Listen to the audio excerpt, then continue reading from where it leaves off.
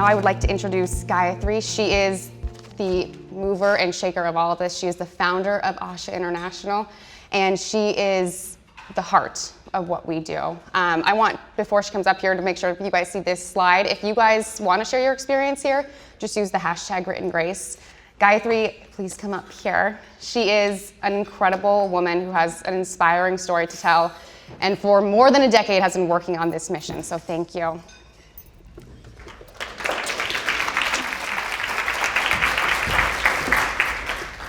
Namaste. For those of you who may not know the significance of the traditional Indian greeting, Namaste means the light in me honors the light in you. Inherent in each of us is the light of love, wisdom, courage, and compassion, which empowers us to transform our life and the lives of those we serve. So I say namaste and welcome to each and every one of you. As a little girl growing up in India, it was an incredible life of light and of love. And my life was shaped by the many stories that my mother told me from the ancient epics of Ramayana and Mahabharata. While her stories lulled me to sleep, it was the dreams that my father spun for me that I was so mesmerized by. Sitting on my father's lap, gazing at the crystal blue waters of the Pacific Ocean, the expansive palm-lined trees of Los Angeles and the majestic cliffs of the Grand Canyon, photographed in the National Geographic magazines that he loved to read, I could almost imagine myself in these far-off places. Princess, one day you're going to send me pictures from all of these places, my daddy would tell, kissing me on my head. And I believed my daddy's dream would come true. At 18, I was excelling in school, and I was thrilled I was going to make my dad's dream of becoming a doctor come true.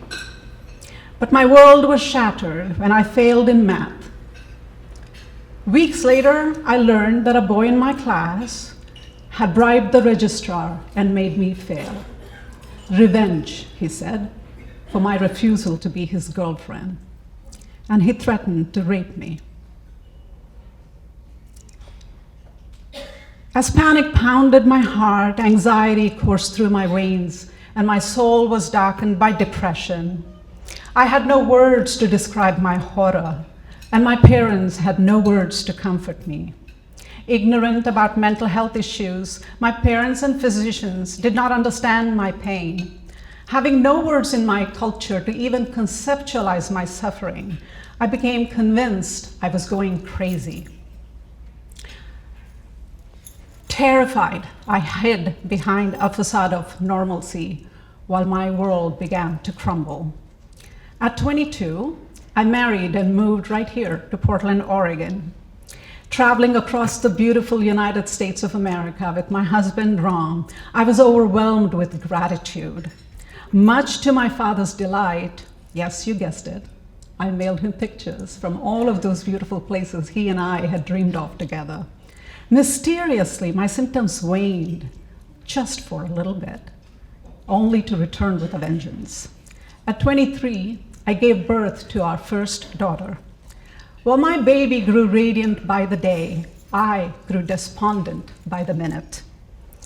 And I tried to free myself from the death hold of depression.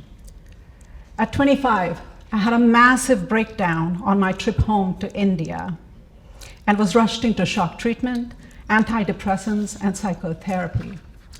My deeply religious in-laws requested a priest to come home to exorcise the demons in me, and he molested me. For days, I remained in a catatonic stupor, unable to speak or process my grief and rage. Shackled by the insidious chains of stigma, shame, and secrecy, I returned home here to Portland to live like a prisoner in my own home. And I continued to cycle in and out of depression and suicide attempts, despite access to the best healthcare professionals. At 27, having survived multiple suicide attempts, pregnant with my second child, and in utter despair, I decided to get hospitalized, despite my fears of getting locked up in a mental hospital. Because somewhere deep in my heart, I believed that here in America, the land of the free, that they would treat me with dignity. But I was wrong. I got locked up in the isolation cell of a psychiatric ward. It is there in the dark pit of despair that a stranger came to visit me and gave me the gift of hope that has changed my life forever. Her name was Aida. Aida was my husband's boss, Ralph's mother-in-law's friend. She had been visiting Portland and had overheard Ralph tell his wife Karen about my recent suicide attempt on hospitalization and had insisted on coming to see me at the hospital. "Look at me," Aida kept saying, sitting next to me on the bed. I couldn't look at her. I was so filled with shame. "Look at me," she kept insisting, prying my chin up to meet her eyes. And when I finally looked into her eyes, I nearly buckled into her arms. Aida was a beautiful, beautiful blend of Jackie Kennedy, the grace of Jackie Kennedy and the compassion of Mother Teresa. Her very presence was healing. "I bet people look at you and wonder what in the world you have to be depressed about," Aida said. "You have a loving husband, a beautiful little girl, and a fabulous financially secure future here in America. But I know how terrified you are to live at the brink of suicide each day. I know how you're convinced that your family would be better off without a despicable woman like you. I know you want to be there for your little girl, and when she wants to play, all you want to do is to crawl into the closet and cry all day." I stared at Aida, wondering how this stranger knew the darkest secrets of my soul. "You're wrong, my darling," Aida said, pulling me closer to her arms. "I know you think there's no hope or treatment that will ever make you feel better, but I promise you, you have the strength within to recover and rebuild a beautiful life for yourself and your family. I know it won't be easy, but one day, one step at a time, you will. Promise you, you have the strength within you." I had no idea what she would tell me next. She said, "Believe me, because I have struggled with depression since I was 18 years old, and I've had to dig deep inside of me." Over the next 15 minutes or so, I listened to Aida with disbelief as she shared her struggles with depression and her relentless pursuit of recovery.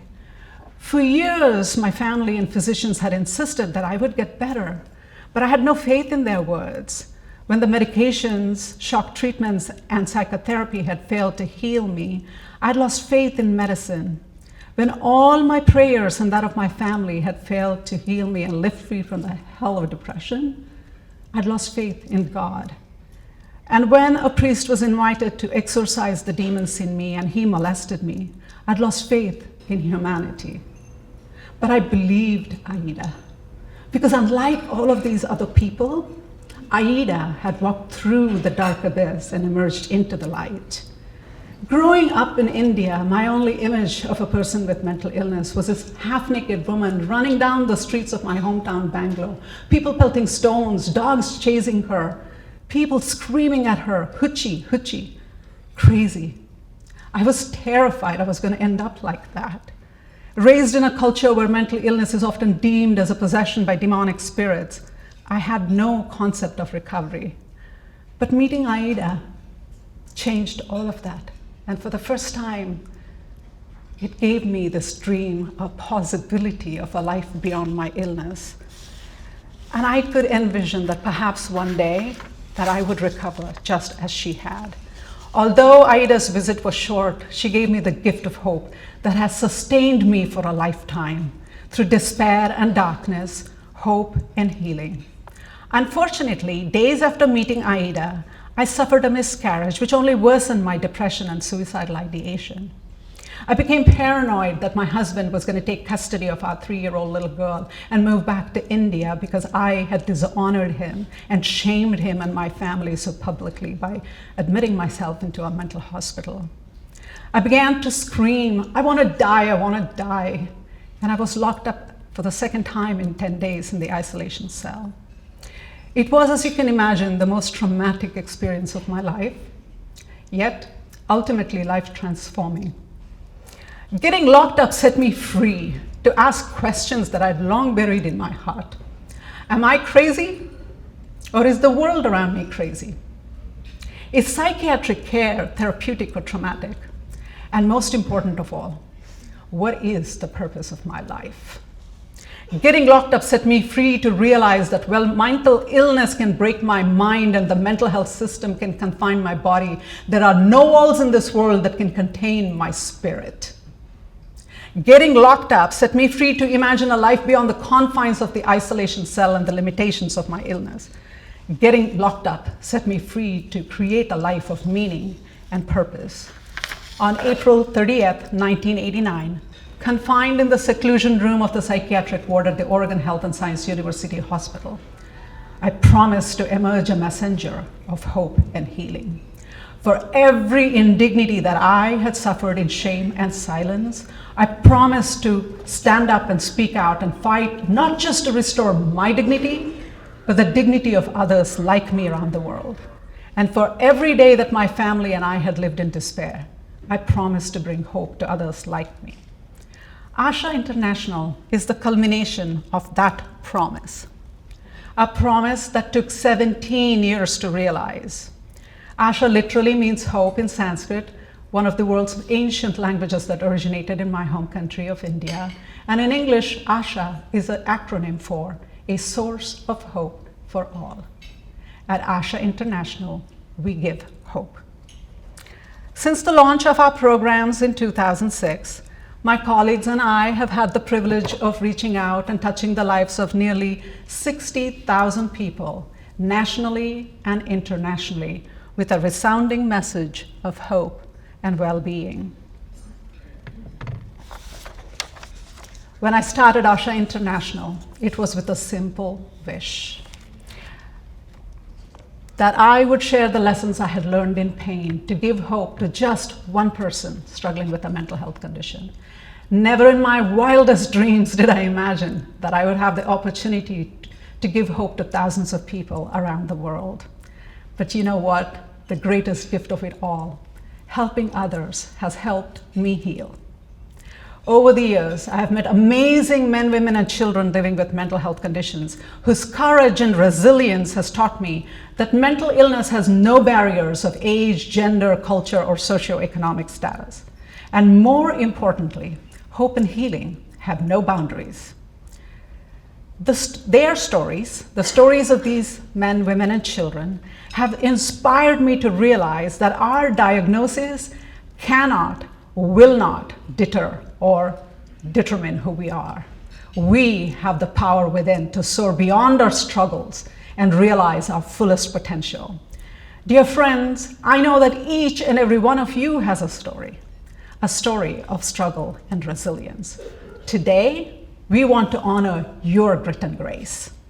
Raise your hands, or better yet, stand up if you have experienced a mental health condition. All of you, and please remain standing. Please stand up if you have ever struggled with suicidal ideation, and please remain standing. Please stand up if you have struggled with loss, trauma, violence, or abuse of any kind. Please remain standing. Please stand up if you have struggled with issues of gender, race, and culture. Please remain standing. Please stand up if life has knocked you down and you have had the grit and grace to stand up and take a step forward. Dear friends, look around. It's pretty much all of us. I salute your grit and grace. You may sit down. Thank you. Today, let us reach out and embrace each other. Let us celebrate the resilience and honor the light within us. As a woman cradled between the diametric cultures of America and India, I'm acutely aware the impact culture has in our life. It can literally mean the difference between sanity and insanity, life and death.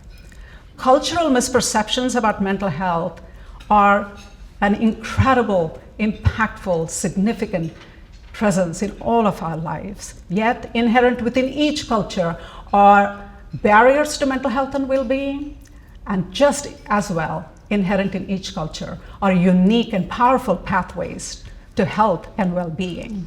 Today, we have an inspiring circle of women from across cultures who will share their stories to empower all of us in our collective journey to whole health and well-being.